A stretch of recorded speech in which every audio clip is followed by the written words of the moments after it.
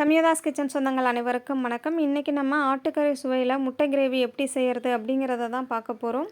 அதுக்கு ஃபஸ்ட்டு ஒரு mixie jar எடுத்துக்கோங்க. அதில் ஒரு கைப்பிடி அளவு கொத்தமல்லி இலைகள், 4 துண்டு இஞ்சி, 5-6 பல் பூண்டு, 2 மீடியம் சைஸ் பெரிய வெங்காயம், 4 பச்சை மிளகாய் சேர்த்து நல்லா இதை ஃபைன் பேஸ்ட்டாக அரைச்சிக்கோங்க. கூடவே ஒரு 1/2 டீஸ்பூன் சீரகம், 1/2 டீஸ்பூன் மிளகு சேர்த்து அரைச்சி ரெடி பண்ணி வச்சுக்கோங்க.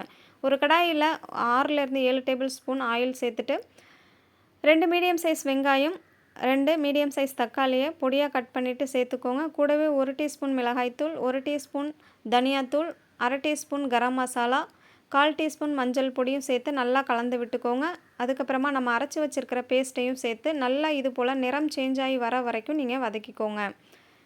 அப்புறமா ஜாரை அலசிட்டு தேவையான அளவு தண்ணி சேர்த்துருங்க. நல்லா கொதி வரட்டும். தேவையான அளவு உப்பு சேர்த்துட்டு மூடிட்டு நல்லா கொதிய விட்டுக்கோங்க. இப்போ பாருங்கள், நல்லா கொதித்து கிரேவி நல்லா திக்கான கன்சிஸ்டன்சிக்கு வந்திருக்கு.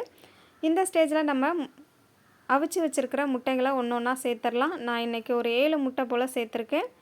சேர்த்துட்டு மறுபடியும் மூடிட்டு ஒரு 2 நிமிஷத்துக்கு கொதிய விட்டுட்டு அதுக்கப்புறம் கடைசியாக கொஞ்சம் போல் கொத்தமல்லி இலைகளை பொடிசாக கட் பண்ணிவிட்டு சேருங்க. ஒரு கொத்து போல் கருவேப்பிலை இலைகளையும் சேர்த்துட்டு மூடிட்டு மறுபடியும் 1 நிமிஷத்துக்கு நல்லா கொதிய விட்டுக்கோங்க.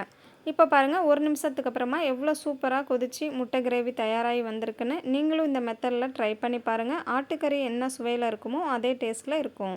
தேங்க்யூ.